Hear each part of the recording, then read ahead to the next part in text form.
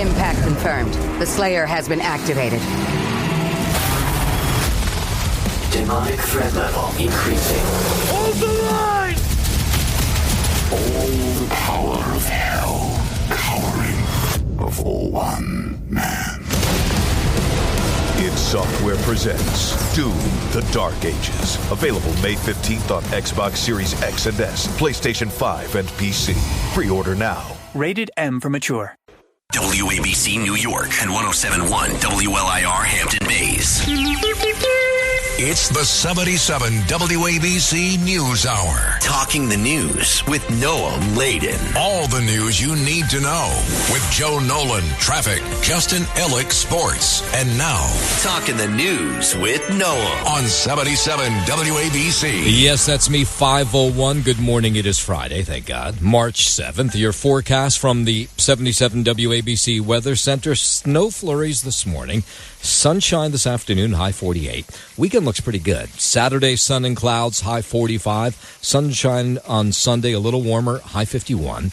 If you are walking out the door with us right now, it is 36 and partly cloudy in Hempstead, out on Long Island. 35 partly cloudy in Rahway, over in New Jersey. And it's 35 and cloudy right outside our Midtown studios. The top 5 at 5. Is Mayor Adams really thinking about dropping out of the race for mayor? Cops are searching for a group called the Bentley Bandits. Anti-Israel protesters are back on Columbia's campus. A missing woman from the Bronx is found in a suitcase. And some creeps on Long Island have been scamming senior citizens. All right, let's get into it at 5:02. One person in custody after a missing woman from the Bronx found dead in Yonkers yesterday. 26-year-old Pamela Alcantara was reported missing to police over the weekend. Her family actually had been putting up posters all over the neighborhood hoping somebody would know where she was. That was until her discovery yesterday. Her body found near Palmer Road off exit, the northbound side of the exit near in Yonkers. She was supposed to move, and I think he found out. He used to put a recorder on the car and recorder on the bedroom, so he can know everything, what happened. What is she doing? Mom, pray for me. She said that to her on last Thursday. She said, Mom, I just want you to pray for me. And that was all. So those are some of Pamela's relatives who say it's her boyfriend, a boyfriend who was jealous of her every move, followed her every move. She was afraid of her. Law enforcement sources say the ex-boyfriend is the one who's in custody at the 46th precinct. Her family says they're certain that he committed this horrible act because she, Pamela, was in the process of moving out of her apartment to get away from this guy. He used to intimidate her. She went to church, she went home, she spoke with her mom on a daily basis. And she only spent time with her church friends and went to work. That was it. Of course, the horrific part, not just that she's dead, but that she had made this plan already to get away from this guy.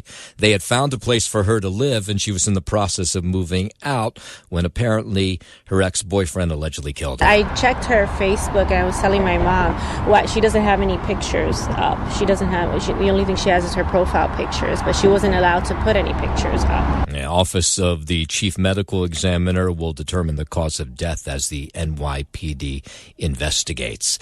7 New York City men have been charged now in a $20 million laundering scheme. The men, all from Queens and Staten Island, allegedly targeted 1,800 people, mostly seniors in 45 states. Nassau County District Attorney Ann Donnelly says they'd send their victims computer pop-ups telling them their information had been used to buy child porn. Donnelly says they threatened to turn victims into police unless they purchase gift cards from Lowe's or Home Depot. Then she says they'd use those cards to buy copper pipes, water heaters, and electrical wiring, reselling those materials to contractors and plumbers in the city and Nassau County. The suspects could each face 15 years in prison if convicted. I'm Liz Radabali for 77 WABC News. WABC News Time 5:04. The FBI placing a former Olympic snowboarder on its 10 most wanted list. Ryan James Wedding, who is an Olympic snowboarder, or was. He was a member of the Canadian Olympic team, competed in the 2002 Winter Olympics in Salt Lake City. The FBI says that Wedding is the ringleader in an international drug trafficking operation. This operation has shipped drugs from Colombia through Mexico and into the United States and Canada. We believe Wedding and others orchestrated multiple murders in furtherance of these crimes. In what is being called Operation Giant Slalom, the FBI says this multi-agency task force, which includes the Canadian Royal Mounted Police, is looking for Wedding, who they think is hiding out in Mexico under the protection of a drug cartel there. While we haven't ruled out other countries, we believe Wedding is residing in Mexico and possibly living under protection of the Sinaloa drug cartel. It's imagined, you sort of wonder what went wrong with this guy if he was an Olympic skier, but obviously all went wrong. Since 2015, Wedding has been a fugitive from the Canadian and U.S. justice system. He has escaped justice for far too long, which is why this reward is being offered in coordination with the governments of Canada and Mexico. Yeah, they're offering $1 million. The organization is violent, responsible for deaths as part of its criminal operations in the enterprise. Again, they think he's hiding out in Mexico. 5:06, President Trump says there will be almost 1 month tariff delay now on most products from Canada and Mexico. He signed an executive order that delays tariffs on all goods under the United States-Mexico-Canada agreement. This took place yesterday. This is very much about companies and countries that have ripped off this country, our beloved USA, and they're not going to be ripping us off anymore. The tariffs are delayed now until April 2nd, but some damage apparently has already been done. As Nick Harper reports, alcohol has become a target in the administration's trade war. The maker of Jack Daniel's, Brown-Forman, said the decision to pull its drink from shelves in Canada was worse than tariffs. It comes after several Canadian provinces decided to remove US-made liquor from stores in retaliation to the 25% tariff placed on Canadian goods entering the United States. But Jack Daniel's said that decision was disproportionate, as it essentially amounts to a ban of its drink. Canadians are being urged to buy locally made goods and avoid those made by its nearest neighbour. I'm Nick Harper in Washington. And stocks were tanking yesterday on Wall Street as investors want just clarity on what's going to happen with these tariffs. Correspondent Christine Romans reports there are concerns about a potential trade war, even though it's been put off. The Chinese embassy in the U.S. tweeting earlier this week, quote, "If war is what the U.S. wants, be it a tariff war, a trade war, or any other type of war, we're ready to fight to the end." The Trump administration responding yesterday that America will always be prepared to defend itself. Yeah, and don't look at your 401k. Oh, boy. The Dow, it's down, or it was down 500 points at times. Yesterday, it ended the day down 427 points. WABC News Time 5:10. Let's go down to Washington. President Trump says he wants to keep good people in government. Speaking from the White House yesterday, he defended the Department of Government Efficiency, DOGE, under the direction of Elon Musk and some of the cuts they've made. Elon and the group are going to be watching them, and if they can cut, it's better. And if they don't cut, then Elon will do the cutting. Now, Trump, the president, says he trusts Musk to make the right cuts. I want the cabinet members to keep good people. I don't want to see a big cut where a lot of good people are cut. He thinks Americans would agree with him for the most part, that the best people should be in government. I want the cabinet members to keep the good people, and the people that aren't doing a good job, that are unreliable, don't show up to work, etc., those people can be cut. Amid that, job cuts rose sharply in February, we found out. The U.S. firm Challenger Gray & Christmas, which helps unemployed Americans find work, reported that employers announced more than 172,000 layoffs in February, a 245% increase from the previous month. More than a third of those layoffs came from federal jobs, as Donald Trump and Elon Musk attempt to shrink the size of the federal government by slashing tens of thousands of government roles. The company says more than 62,000 federal workers were laid off across 17 agencies. Mitch McCann, New York. Did you catch that from Mitch McCann? Wait, listen how he says the word February. The U.S. firm Challenger Gray & Christmas, which helps unemployed Americans find work, reported that employers announced more than 172,000 layoffs in February. February. All right. Apparently I've been saying it wrong all these years. A judge is ordering the Trump administration now to release some foreign aid payments come Monday. President Trump has been attempting to freeze billions of dollars in foreign aid money to USAID contractors for work they've already completed. The administration has been going back and forth with judges all the way up to the Supreme Court, who also ruled Trump must release the money. After $2 billion is released to USAID on Monday, the judge will weigh a timeline for releasing the rest of the funds. I'm Mark Mayfield. While we're in Washington, the White House again warning Hamas not to mess with President Trump. The U.S. Special Envoy to the Middle East, Steve Witkoff, acknowledging that talks with Hamas are ongoing, but he once again warned the militant group, the terrorist group, that they must release all Israeli hostages in order for any peace talks to proceed. It's time for them, I think, to gain some political capital and show that they're capable of doing that. The White House has been pressuring Hamas to release those hostages. The president posting on his social media platform that you're dead if the hostages are not returned. That was one of his threats that came this week. I think it would be not tactical to discuss what that game plan is. We want them all back. I mean, we estimate 22, maybe 24 live bodies, and we want them all back. And we want the bodies back, too. So there are reports that the two sides, the three sides, U.S., Hamas, and Israel, are in some sort of talks. Witkoff would not say if those reports are true. The House of Representatives censuring Congressman Al Green, not the singer, the Texas congressman, the Democrat, for his antics during President Trump's speech on Tuesday night that led for his removal from the chamber. The House has resolved that Representative Al Green be censured, that Representative Al Green forthwith present himself in the well of the House of Representatives for the pronouncement of censure, and that Representative Al Green be censured. Yeah, you can tell in the background not everybody is happy about that. Congressman James Comer says Green's actions were totally unacceptable. To wave your cane and try to invoke a scene of violence like you're fighting and all of that's just not where America wants to see our Congress behave. Now, if you didn't witness this on Tuesday night, he waved his cane, he started screaming, even before the president got a chance to start speaking. People expect us to agree on things like reducing wasteful spending and trying to have peace around the world. But these are the issues where the Democrats are creating most of the chaos to try to disrupt Congress. Normally these censure moments, go right along party lines, but 10 Democrats actually voted with the Republicans to censure Green yesterday. House Minority Leader Hakeem Jeffries weighing in here. Donald Trump consistently promised that grocery prices were going to be lowered on day one. But costs aren't going down, they're going up. I guess that's his excuse for Al Green being able to stand up and scream. It is interesting to see what's going on with the Democrats as you watch this in Congress. There was a lot of drama at that speech from Democrats, right? You had Al Green standing up and yelling. There was others that were holding posters, others screaming out during that speech, but not a lot of substance, which they need to have if they want to get back in their control of either Congress, the Senate, or the White House.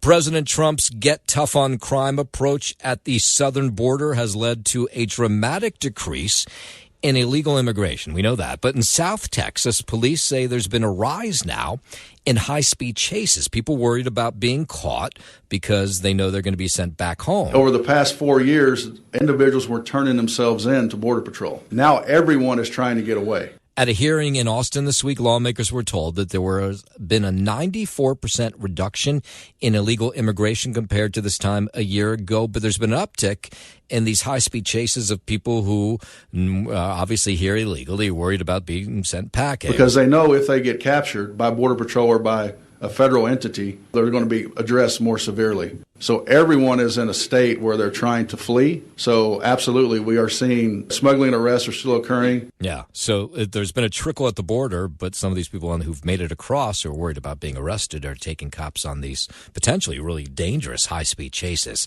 5:16, we are hearing the 911 calls from a man accused of threatening to kill President Trump. I'm a mass murderer. I need a ride to the airport to be taken to Trump to the White House so I can assassinate the president. No, sounds like a good guy. There, the Palm Beach County Sheriff's Office has released the recordings they say are 34-year-old Justin Blackston. This took place last month. Blackston arrested on charges of making threats to discharge a destructive device, making a false report of bomb, and placing false 911 calls. Here's more of his call where he was threatening the president to 911, which is probably not a good place to call if you're thinking about threatening the president. I'm about to launch the missiles to destroy New York.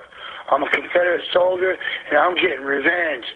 My missiles are attracted to Donald Trump's tower. Now you can tell he doesn't really sound right of mine. Blackston is accused of making calls to 911 operators to ask for a ride to the airport so he could go to the White House to assassinate the president. Yeah. WABC News Time 5:19. Officials with Intuitive Machines says the company's lunar lander, Athena, is not standing completely upright on the moon. It made it there, but it's leaning, I guess. We've been very successful to this point. However, I do have to tell you that we don't believe we're in the correct attitude on the surface of the moon. That's the CEO of the company. He says the lander is charging on the moon's surface. They're able to communicate with it. This is the Texas company's second attempt to get a robot lander on the moon. The last time they did this was in February of 2024, but it tipped over after touchdown. So they're trying to right this one before it does tip over. We are charging on the surface. We have commanding, uplink, and downlink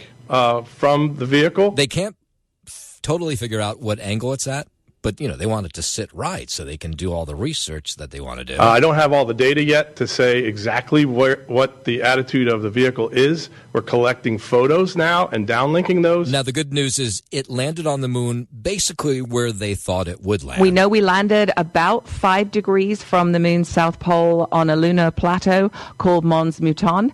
It's about the size of Delaware and about as tall as Mount McKinley. I should probably point out it's an unmanned aircraft that's landed on the moon. There's nobody on it. Meanwhile, SpaceX has once again lost contact with its Starship rocket during a test flight. And we just saw some engines go out.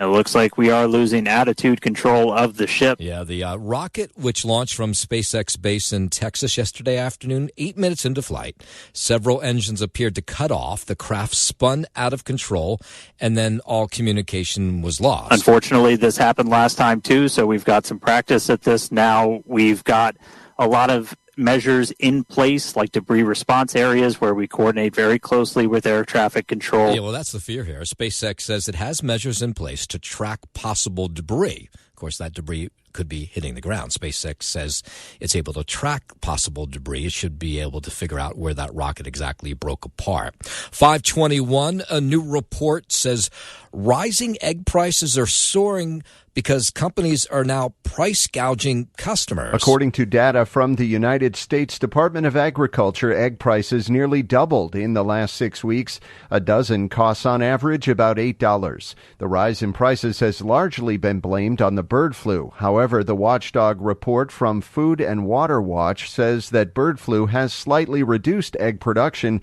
but corporate greed has also played a major role. I'm Brian Shook. WABC News Time 5:22. Let's go out to California. Governor Gavin Newsom launching a new podcast. Boy, everybody has a podcast now. Doesn't matter who you are.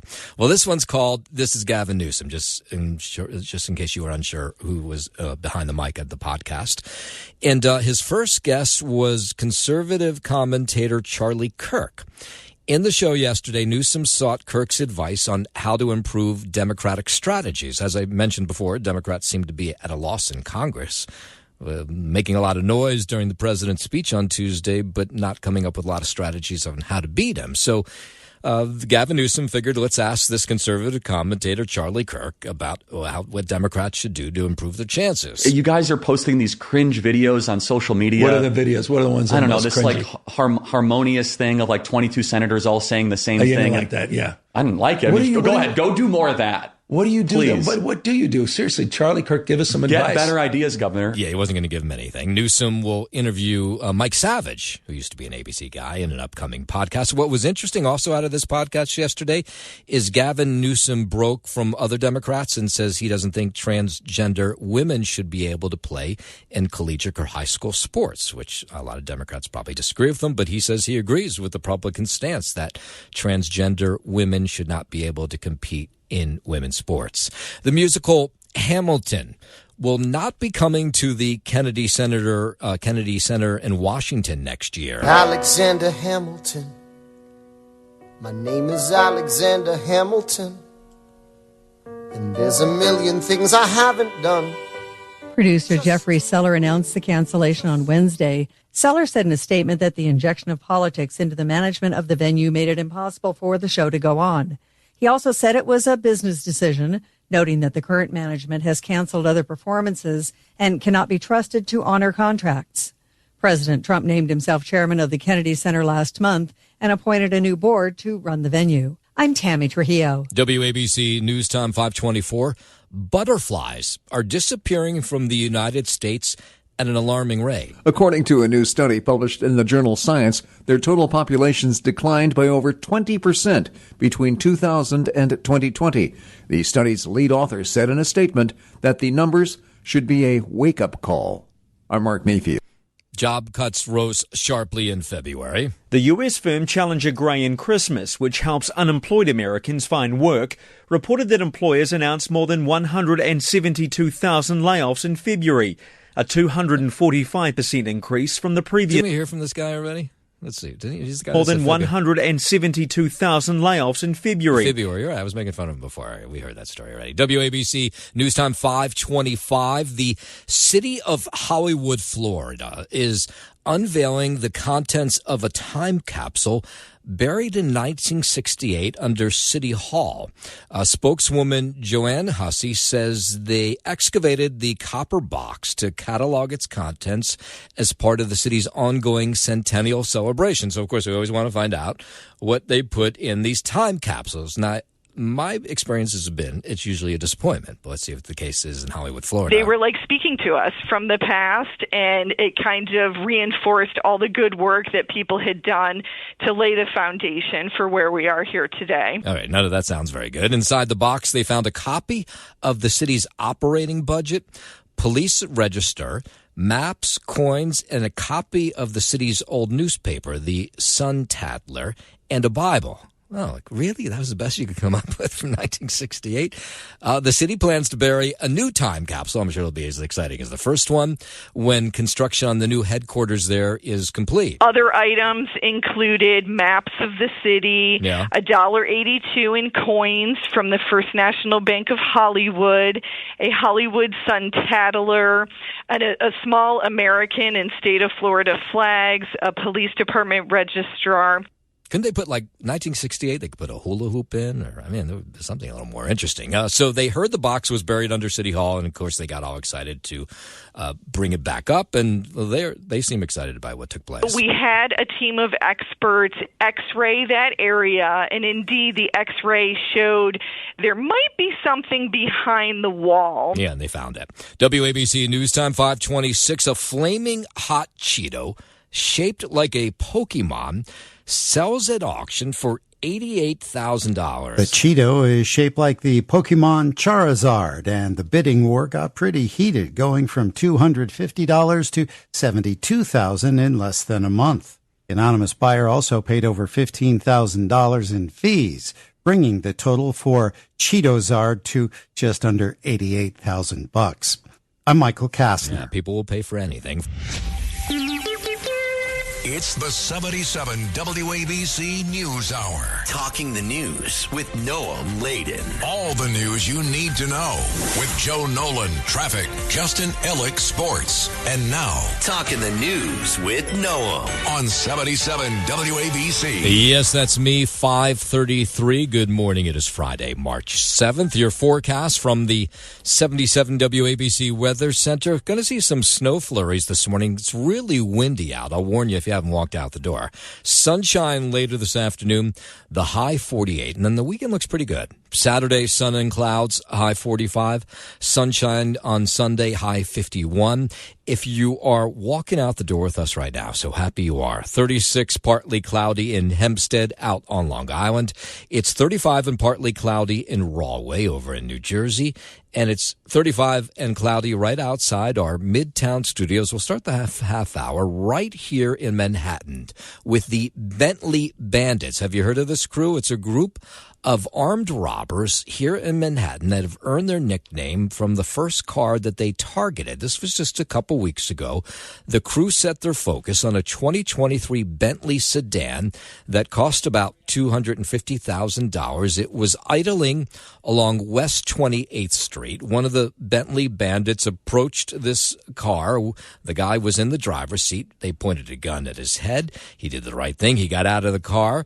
And then when these Bentley Bandits got into the Bentley, they realized that they weren't really sure how to operate the car, so they were unable to steal it. Now, I'm not exactly sure what it was they were unable to figure out, but they got this guy out of the car, and then they sat in the car for a minute or two trying to figure out how to drive away in it. Pointed a firearm at him, told him to get out of the vehicle. They don't know how to operate the vehicle. They couldn't move the vehicle because they didn't know how to place the vehicle and drive. All right, so they figured, well, this is not good. So they got out of the car.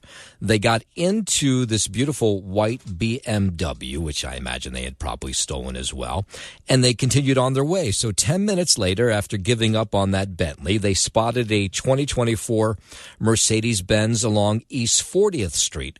Did the same thing. They walked up, frightened the guy who was sitting in the driver's seat with a gun. He did the right thing, got out of the car. Mercedes-Benz, apparently easier to drive, and they were able to make off with that car. They told that individual also to get out of the car, pointing a firearm at him. These are violent individuals. They become more brazen. And police, of course, really want to find them. They have video of these two armed robberies of the cars, or at least in one case they got the car. NYPD says the crew is armed and dangerous. It's unique. They haven't seen this kind of robbery recently. They get ambushed. They don't know what's going on. They have a firearm pointed out their face, telling them to get out of the vehicle. What are you going to do? You're going to get out of the vehicle, right? It's either that or you're going to get killed. You don't know what's their intention. Yes, so detectives now working to link them to other carjackings across the city. And the detective you've been hearing from there says he's confident that his team will put the brakes on these Bentley Bandits. It may just take a little more time. 3 individuals. 2 of the individuals actually commit the act of robbery, and the third individual is the getaway driver. One individual is very distinctive, and that he's wearing a varsity-type jacket with distinctive patches. Good old-fashioned police work and the public's assistance. I think we have the deck stacked up against these individuals, where I feel confident we're going to come to a successful conclusion and bring these individuals to justice. We're going to post the pictures of these guys at WABCRadio.com so you can, well, maybe help in the hunt if you'd like. WABC News Time, 5:38. Let's go out to Long Island. 7 people now charged in a $20 million money laundering scheme that was cracked open by Nassau County law enforcement this week. The victims in this scam would receive these alarming texts or emails that convinced them that the people sending the emails and texts were able to see that they were either watching pornography or had somehow downloaded pornography, and they were going to turn them in unless they got money from gift cards. And so for the most part, they were targeting senior citizens who went out and bought these gift cards, I guess rubbed off the serial numbers and gave it to these people. Now, usually when you hear about these scams, it is some guy in India or Africa who's pulling it off, and it's impossible to track them down. But in this case, the people who were involved in this, allegedly involved, were out on Long Island. And so, thank God, Nassau County District Attorney Ann Donnelly, the cops there, were able to figure out what was going on. They tell them something like, we found, child sexual images on your computer, and if you want us to clean it, you have to go buy a gift card and give us the money. Yeah, so about 1,800 panic victims in all rushed out to buy these gift cards and turn over the numbers. And then what the people did who were behind this, they then went to either Lowe's or Home Depot and used those gift cards across Long Island and other places in the Northeast, and they bought plumbing supplies. And this is where they were busted, is they then tried to resell these plumbing supply to plumbing supply stores and I guess individual contractors, of course, for less money since they got it for free. And eventually they were busted. But boy, when you think about the teamwork that had to go in to crack this case, you realize how smart these officers are, the people in the DA's office. So they cracked this complicated scheme after the security team at Home Depot noticed that there was a strange pattern of people coming in using the gift cards to buy plumbing supplies, and they let the police know about it. Used almost immediately after, the same day. One of the defendants, his name is Skylin. He allegedly used more than 50 gift cards worth $50,000 just in one day. It wasn't too smart. That probably set off alarm bells.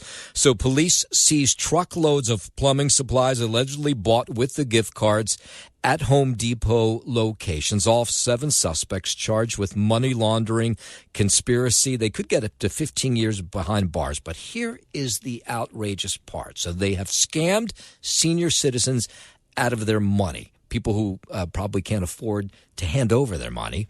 And so you would think, okay, they're going to get 15 years behind bars. At least they get that. But no. In the meantime, they were able to walk free out of prison yesterday. What angers me is that we have thousands of victims that are out there, defrauded by these individuals, the lowest of the lowest, picking on our seniors. And 6 of the 7 walked out yesterday with an ankle bracelet because of cashless bail. That is outrageous, and you are right to be angry. Nassau County Police Commissioner Patrick Ryder, those people, no way. They should be back on the streets because they're probably on the phone scamming other people today. Now, Ann Donnelly, the DA in Nassau County, is just, again, warning especially senior citizens that just don't answer the phone unless you know who's calling you, because likely, and if you know this from answering your phone when it's somebody you don't recognize, it's almost always some sort of scam where someone's trying to take your money away. 5:42, let's bring it back here into the city. Maybe you've noticed for years that it seems that scaffolding in certain places across the 5 boroughs never, ever comes down. And you wonder what work is being done above this scaffolding. And the truth is, a lot of times, probably nothing is being done. Maybe the people who put up the scaffolding don't have the money to take it down. And so yesterday, you had State Senator Brad Hoylman-Siegel had, I guess I'll call it a fun event where he dressed up in a tuxedo. He put out a red carpet under one of these scaffoldings, and he gave out what he called the sheddies. These are people who continually do things to make their eyesores for the most part, these sheds and these scaffoldings. I guess they potentially can be dangerous, too, if they're not maintained. And he's going after them, singling them out for the worst offenders. Some of these sheds, some of these scaffoldings, there are cases on the Upper West Side that have been up for 25 years. 25 years. Can you imagine having scaffolding on your building or nearby as an eyesore for 25 years? That's outrageous. For over 2 decades, with some constituents asserting that it's been up for 25 years. Yeah, so he gave out these Sheddy Awards, these mock awards for the worst and longest standing sidewalk sheds on the west side of Manhattan, and gave out the top award to one place on the Upper West Side, too. For the worst shed overall, receiving the most votes from our poll of constituents on the west side is, once again, 51 West 86th Street. Yeah, like the booing at the end. The Sheddy's event featured that red carpet, statuettes. The host, of course, was the state senator dressed in his black tie. Assemblyman Micah Lasher also got to use the occasion to draw attention to a bill he's put out there. It's called the Repair Act, that hopefully will encourage people who have these scaffoldings up for years to take them down right away and then not face fines in the future. If you do that work quickly, we're going to give you a break on your tax bill. But if you're an irresponsible building owner who's basically cutting corners at the expense of the rest of us, you're going to pay a price. Yeah, it is. It's amazing how many of these are. And I always warn you, and I have since I've been doing this radio thing since 2001 here in New York, is that every single day I get a report of someone being hit by something that falls from a scaffolding. So I warn you, as I have for now 20-some-odd years, that if you are walking near scaffolding, especially ones that are active ones, I would cross the street. I don't do the reports every day because there's so many of them, but people getting hit by hammers, screwdrivers, things that are dropped from above. Isn't that fun? Luis Ramirez, smiling on his way into court yesterday for arraignment on charges that he threatened to kill Jews. He thinks it's all very funny. He represented himself as Adolf Hitler reincarnated. I'm sure his mother is proud about that. He appeared in court on charges of making terroristic threats here in Manhattan. Making terroristic threats is a hate crime as well. He was arrested last month by Port Authority cops on the New Jersey side of the Lincoln Tunnel on his way into Manhattan after he posted online that he wanted to kill Jews. One post mentioned the Central Synagogue, which, of course, is just this huge congregation here in Midtown. So yesterday, there he was, smiling. Manhattan DA's office asked the judge to hold Ramirez without bail. Here's the Manhattan DA, Alvin Bragg. The charged conduct here is deeply disturbing, very serious. We are taking this, as we do all hate crimes and all acts of anti-Semitism, very seriously. Now, I have to say, watching him, it seemed like there was something a little wrong with him. Ramirez was at a military officer cadet school in Virginia when he allegedly made some of the threats, but then he drove here. Of course, that makes it more intense. While incarcerated, Ramirez has been diagnosed with what the DA says are some serious mental health disorders, including psychosis and delusions. The judge agreed to remand him, citing mental health concerns and, of course, risk of flight since he's not from New York City. WABC News Time 5:48. It has been a year since Governor Hochul introduced her plan to improve safety on the subways. The mayor's office now says major transit crimes are down 29%. Arrests are up 71%. And then just recently, of course, the governor put 2 cops on every single subway train during the overnight hours from 9 p.m. to 5 a.m. And the MTA chair, Jenna Lieber, he rode the rails overnight yesterday, says this has all been a game changer for riders down below. You know, people say, well, what do New Yorkers want? They tell us, I want to see more cops. And you can't see it, but every subway car that we're on right now, whether they're old or brand new, has a camera in it. We didn't have that a year ago. All the extra cops in the system have yielded a 71% increase in arrests just since this time last year. The biggest news is major transit crimes are now below pre-pandemic levels, down 28% since 2019, 55% since 2001. So here's more from Jenna Lieber. And what the governor has done is she actually came up with the money to put more cops on the system. And, you know, the results are almost immediate. But the MTA has a big problem because there is this persistent perception by riders that it's not safe down below. And it's some of these big random crimes that happen in the system. And, of course, we report on them because that's my job as a news guy. We had just this week a 17-year-old was slashed in the head up a subway station on the Upper East Side. You had that woman out in Queens who was 7 months pregnant who was punched by a rider. They still haven't found that jerk who did that. And so those one-offers, as they'll call it, give this perception that it's not safe down below when you think a couple million people ride the subway every day. So here's what we heard from riders. They don't 100% feel safe. It's the same. I feel like nothing's changed. Like, if you got to be street smart. Now, it looks like I feel safe because any station you go, you see 2 cops or 4 cops. So now you look like you safe than before. Yeah, so the good news, I guess, is crime is down and ridership is up, probably mostly due to congestion pricing and then, of course, those mandates to go back to the office. So more than 4 million people riding the train, swiping in every day so far this year. The MTA says that's proof the once beleaguered system is finally getting back onto the right track. And, of course, we root for that to happen. We don't want it to be crime fell down below. Out on Long Island, we've been following this story now for the better part of a week and a half. A growing number of former employees of Tutor Time, which is a preschool in Lindenhurst out on Long Island, have been talking about child abuse and neglect that they have witnessed while working at the daycare center. Now, we first alerted to the story by a mom last week who said her son had been thrown into a cot by a worker there and needed stitches. That worker is now on leave.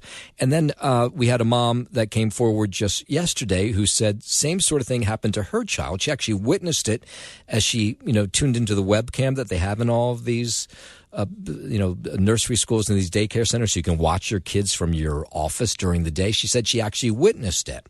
And now a former worker at Tutor Time in Lindenhurst is telling News 12 that she said that she didn't think things were great when she worked there. These are babies, and they were being called stupid, and just a lot of like the roughness of handling the kids, like putting them down a little too roughly, shouting at them a little too much. Yeah, I mean, that would be a reason to take your kid out. There are more accusations that have come. Here's more from this woman who says she's a former teacher. Speaking up was going to get me in some sort of trouble at work, but again, I'm a mandated reporter, and that's my job.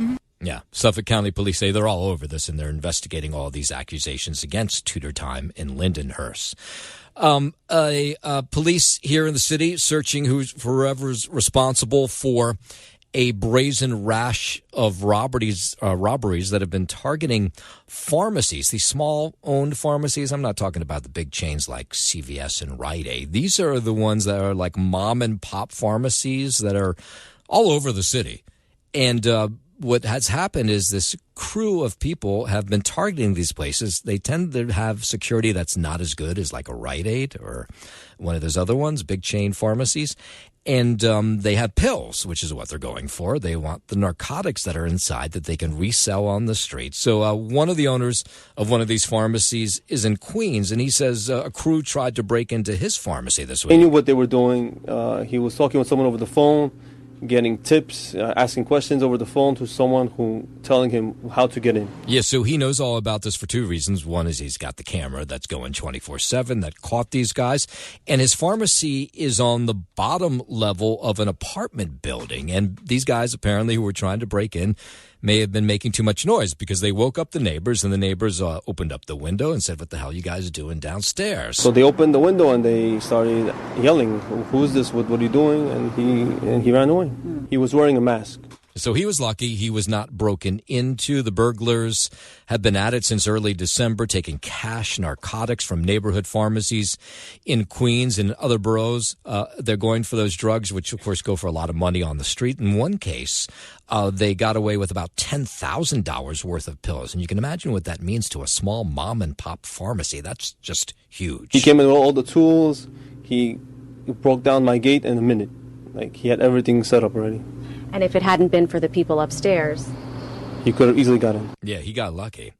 Things are looking up, or is it down, for rats now across New York City? The city's rat czar, Kathleen Karate, says they don't have a rat census, but they can tell how many calls are made to 311. She said since single-family homes and small apartment buildings had to put their trash in large plastic bins in mid-November, rat sightings have dropped. She says calls to the complaint hotline dropped 23% in December and 24% in January compared to the same time last year. Karate says it's clear that if rats aren't well fed, they won't reproduce at a fast rate. Lisa G. for 77 WABC News. We go from rats to birds. Senator Kirsten Gillibrand wants the Trump administration to do more to combat the spread of bird flu, which of course has led to higher egg prices. Our farmers, consumers, and communities need to know that their government is taking this threat seriously and that we are doing everything we can to protect our workers, businesses, and our larger economy.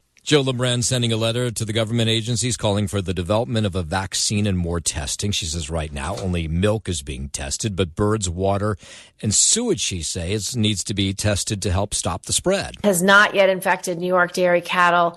It is only a matter of time before it does. This could have a devastating impact on our state's economy. Bird flu has been detected in about 43 counties across New York State. There is a call now in New York City to protect the beloved Bodega cat.